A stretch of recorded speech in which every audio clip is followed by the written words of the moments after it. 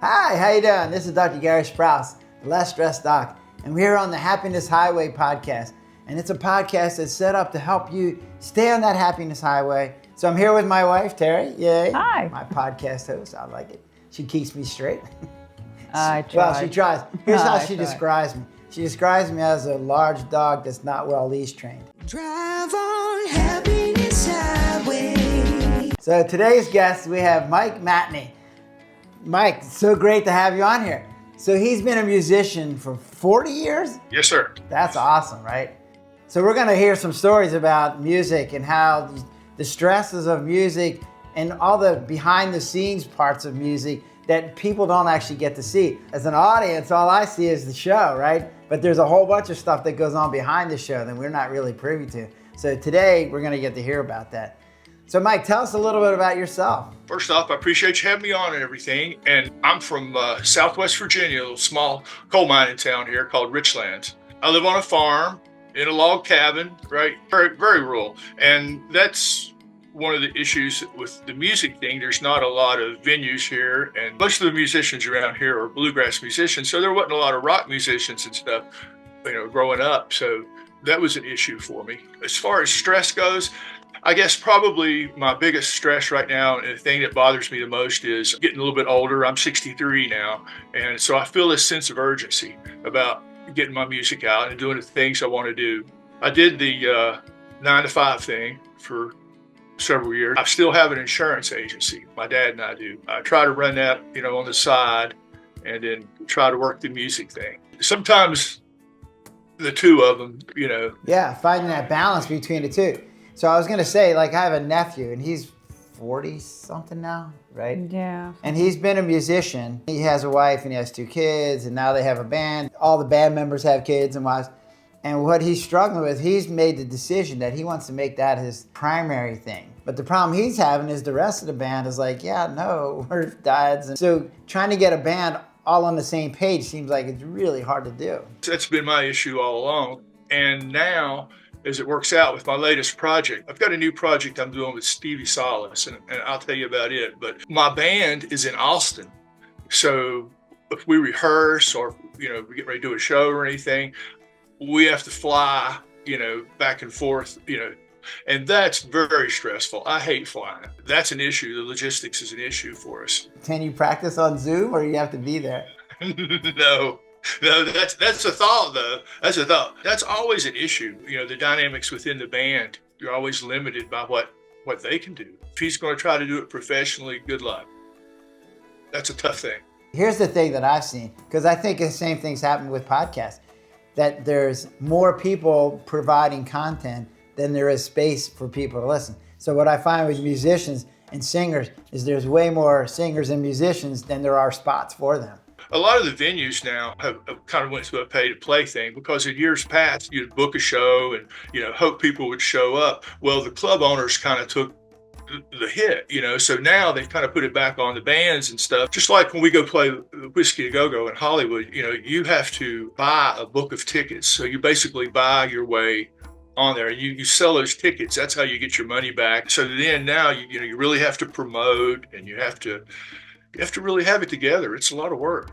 I'm going to guess that the music industry and the way it's been funded has probably made the most dramatic changes in the last, 10, 20 years. Now with streaming and Apple Music and all these other things, that's just changed totally how the industry gets paid, right? Yeah, when they get paid. It's now I've got a record label over in the UK that's got my new project out and everything. But most of the time, it's fell back on me to have to do it myself. And it seems like the whole industry is designed around taking the money from the musician instead of, putting money in the musician's pocket. Because, yeah, you have to pay for your promotion. You have to pay for everything.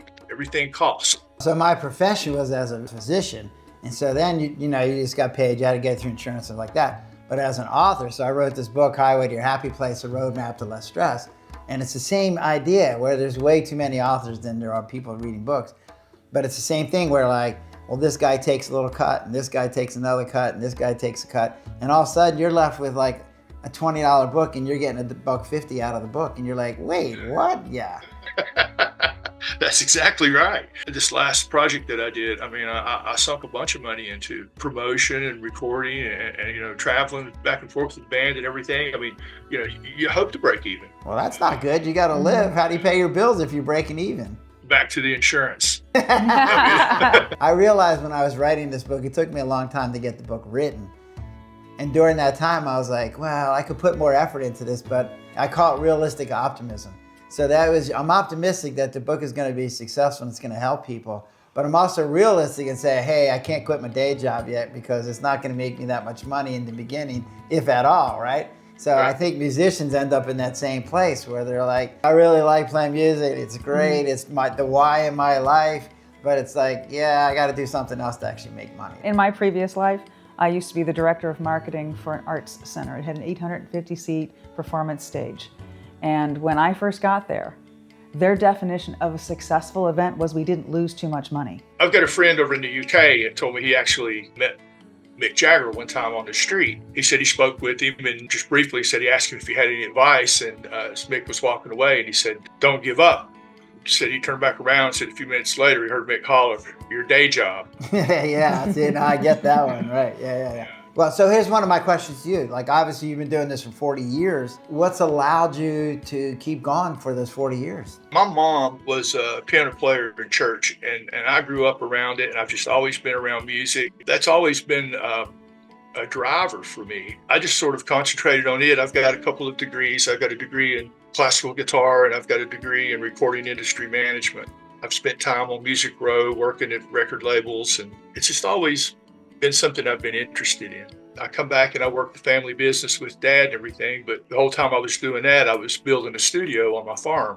It's my place to get away. My wife calls my studio the doghouse. So, I go down here to get away from everything. In my book, Highway to Your Happy Place, what I talk about is everybody has a happy place, and they're all made up of the same rooms, but people decorate it differently. So, like, you pick being in music as one of the decorations in your happy place, right? Like, I picked being an author as one of my decorations. So, like, my wife and I do karaoke, so we're like ace karaoke singers, right? Oh, good. People ask us who's the better singer, as if we're in competition. And I like, no, she's a way better singer, but I'm the better entertainer. So For it's good, sure. right? Well, that's cool. I am definitely going to have to get a copy of your book. Do you find that writing songs is one of the things that helps you get through difficult times? Extremely stressful. I have a hard time. I'm not a prolific writer, and when I write, I do enjoy the time doing it, but it's kind of a stressful thing for me, to be honest. I will sit and work on a song at my studio, like one guitar part. I'll spend 2 weeks on it. Writing a song, it may take me a month or 2 months to write lyrics. I don't know, it's like banging my head against the wall until it finally comes out. I do enjoy it. At one level, it's a stress reliever, and at another level, it's stressful. So I like to write lyrics to songs, right? So I'll take an existing song and rewrite the lyrics to what I want it to be, right? And I was like, God, that's so easy for me. I can just like knock off a song in a day, right? Because like you come up with the idea, it takes on a life of its own, kind of like meanders around as you go through it. And then you end up with a song. But writing music, I have no idea how that works. And he's like, oh, that's the easy part. You just did it. I'm like, okay, well, we should work together then, right? So like some people are really good at writing the music. Other people are really good at writing the lyrics. To do both is actually, they're very different skill sets.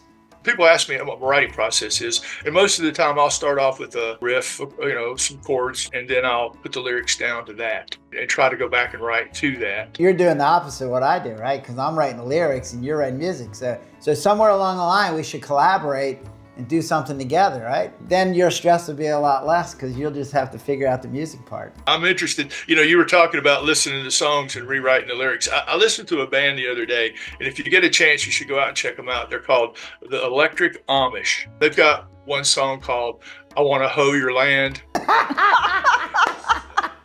Just lots of stuff like that. So we're in Maryland, right? What's our band called? Amish Outlaws. Yeah, we have one called the Amish Outlaws. Oh, very cool. Yeah, so they've been gone for 20, 30 years now. So they're all in their 60s probably, right? At least. I have no idea 50s, how old they 60s. are. But they'll dress up in Amish. They have their hats. Their premise is that they're the ones who didn't come back from a Springer. You know, when they get to be a certain age in their teens, early 20s, they get to run away from the Amish lifestyle for a year, and then they can come back. Yeah, they were like, "You're not coming back." Yeah, they're the ones who didn't come back. That's pretty wild. I'll have to look them up too then. Very cool. Do you have any like charity work that you do? I need to do more. But we got hit pretty close to us with Helene, the hurricane. Oh, yeah, that was yeah. I'll tell you a quick story. I had a friend that didn't have water, so I got some cases of water here and was going to take them down to her. And she was about an hour and a half away from where I live. And on the way down, she told me, she said, "Don't bring them." She said, "The church has already took care of us." So I stopped at a restaurant and ate, and I seen a truck there that had a long trailer behind it and had cases and cases of water. And I asked him, I said, "You guys would happen to be going to, Asheville, would you?" And he said, "Yeah." He said, "We're delivering water in there from a church." So I said, "Let me give you the water that I got." I gave him that water, and by the time he finished telling me the story, we were both sitting there in the parking lot pretty much crying, and I said, "Listen, I'll be back here tomorrow." So I came back with my dad, some people from the church, and we sent some more stuff down to him. And that felt good, to try to help those people out, because they lost a lot. Not unlike the fires in LA too. When a group is down, then the rest of the country mobilizes and helps out. And it's very gratifying to see both ends of that, right? People that are in need, that are willing to accept help. We had a neighbor who was struggling financially and wouldn't ask for help. And I literally had to drive him to the local food pantry because he felt embarrassed by having to ask for help. That's one of the rooms in our happy place is giving to others. And I think that as human beings, we were set up to live in small communities. And in a small community, you each had to lean on each other to get through. So making sure everybody else in the community survived became what giving's all about. It's like, hey, I'm here to help you out while you're in a time of need, so that later on, when I'm in a time of need, you'll help me out. So I think that's awesome. My wife and I, her mom is 87 and my dad's 87. And so we both end up, taking care of our parents. And there's a little bit of stress right there too. Yeah, when the roles are reversed and now you're the caretaker for them instead of the other way around. Oh, boy, I tell you what, he's a handful. My dad is very independent. He's still rides a motorcycle, still gets out, plays golf, still dates. Wait, does he have a biker chick on the back of his bike or what? Well, he's got him a girlfriend. He could be a handful. So there's some of my stress. So do you have any upcoming things? More stress. Yeah, we've got some shows that are coming up. I've got one show in particular just to show you how it goes. We've already signed a contract. I've already paid for my guys coming in, flights and everything. And I get this call and says, "Well, we've decided to change the dates of the festival and maybe even the locations." So it's like, there can be some stress in this. In karaoke, it's all pretty easy, right? But there are times like the monitor gets screwed up. Our wedding song was Love Shack. We sing Love Shack around the world, right? There was one time when the men's lyrics showed up, but the women's lyrics did not. So I had to wing it. Nothing compared to what you're talking about. Let me ask you, I got a question for you guys then.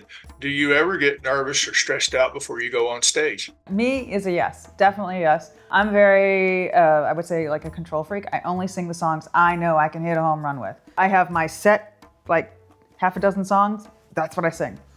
You are more adventurous. I like being an entertainer. If I'm having fun, then everybody else should be having fun. So I don't tend to get nervous. The only time I get a little nervous is when I'm like doing some new song that I haven't done before. And then I'm a little bit nervous, but I've usually practiced it for a while, so I've gotten it.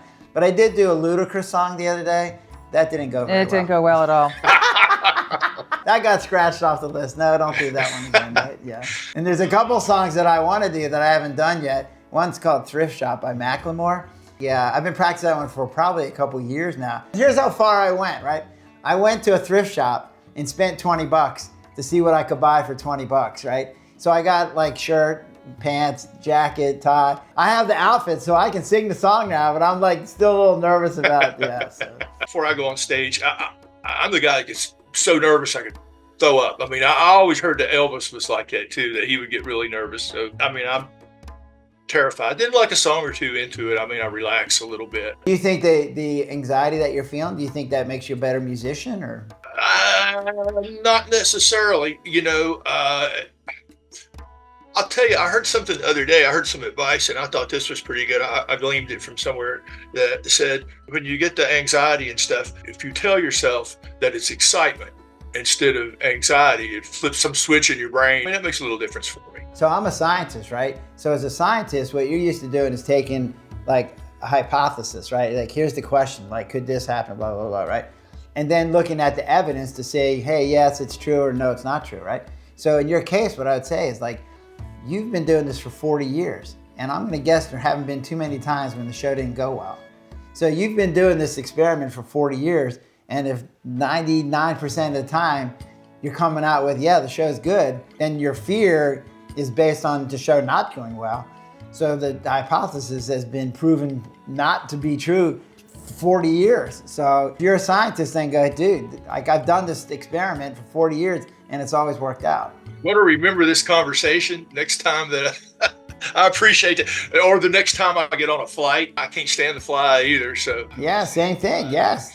All right, well, we got to wrap up now. Is there any last lines that you want to say to the audience? Yeah, go check out Matney. Matney.rocks, Matney.rocks. That'll get you to my website. A YouTube channel, Matney Music. Instagram, Matney Band. We didn't tell people what kind of music you play. Most of my stuff's rock. Lately, I have been getting into some gospel, putting out some more traditional gospel. So, yeah. Have you mixed them together, the rock and gospel? The upcoming stuff's going to have some more traditional, more gospel. I was up for a Grammy last year, considered for a Grammy. I didn't get nominated. That was in the rock stuff. And I think this year I'm going to work the gospel stuff. But thanks again, guys, for having me on. You guys are great. All right, well, Mike, thank you for being on the show. So I want to thank you all for listening to the show and watching it. So watch us on Facebook or Instagram or YouTube. It's the Happiness Highway podcast, and we're here to help you out. I've written a couple books, so if you can check them out, it's Highway to Your Happy Place, A Roadmap to Less Stress, and Mindset Matters. You can get to me on the lessstressdoc.com or email me at lessstressdoc@gmail.com. But listen to us, subscribe, tell your friends and your neighbors to watch. It's been great having the show. I really enjoy it, and I enjoy having my wife here. Terry, thank you. You're welcome. Mike, thank you so much for being on the show, and we'll see you in a couple weeks. Drive on, happiness.